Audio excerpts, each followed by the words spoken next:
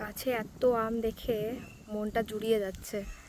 তবে এত আম দেখে একটা আমও কিন্তু গাছ থেকে ছিঁড়িনি, তার কারণ এত ছোট ছোট আম, আর একটু বড় হোক তারপর দেখা যাবে।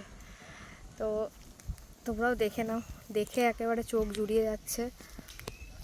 এত এত আম, ভর্তি ভর্তি আম, তার সাথে এত সুন্দর হাওয়া দিচ্ছে। এবছরের প্রচুর আমের ফলন হবে। দেখো প্রতিটা গাছে ভর্তি ভর্তি আম আর আম।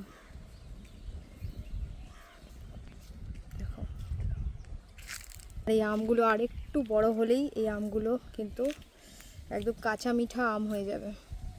আর তারপরে আমগুলো পাকলেই আমগুলোকে বাজারে নিয়ে যাওয়া হবে বিক্রি করার জন্য। তো আমাদের এই শ্যামনগরের আম বাগানটা আমার ভীষণ ভালো লাগে। এই আম দেখলেই মন ভালো হয়ে যায়।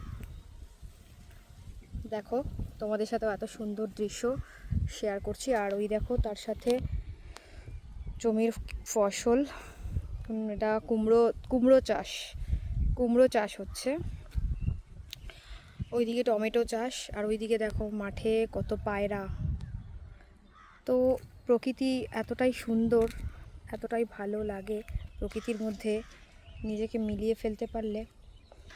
এই সময়টুকুই যেন সারা সপ্তাহে বেঁচে থাকার, সারা সপ্তাহটা কাটানোর একটা অক্সিজেন যোগায়। তো দেখো এত নিচে নিচে আম, এই দেখো আমি আমে হাতও দিতে পারছি, মানে এতটাই নিচে নিচে, কি মজা যে লাগছে। আহা, তবে গাছে ফল আছে বলেই, হাতের নাগালে বলেই যে ছিঁড়ে নেব ওই রকম আমি নই। আমার কিন্তু কন্ট্রোল অনেক, কারণ জানি যে এই ছোট্ট আমটা ছিঁড়ে নিলে ক্ষতিই হবে। তার কারণ এখনও এই আমটা খাওয়ার উপযুক্ত হয়নি, আর ওদেরকে বড় হওয়ার টাইম দিতে হবে। বড় হলে যখন ব্যবহার করতে পারবো তখনই নেব।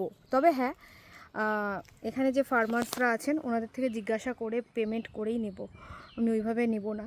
যাই হোক, আর সবথেকে বড় কথা এখন দেখতে এতটাই সুন্দর লাগছে যে এটাই অনেক। এই যে এত সুন্দর দৃশ্য দেখতে পাচ্ছি, উপভোগ করতে পারছি সময়টা, এর থেকে বড় আর কি হতে পারে। আর এই দেখো টমেটো চাষ হচ্ছে। তো ভিডিওটা তোমাদের কেমন লাগলো অবশ্যই জানিও। আবার তোমাদের সাথে দেখা হবে পরের ভিডিওতে। টাটা।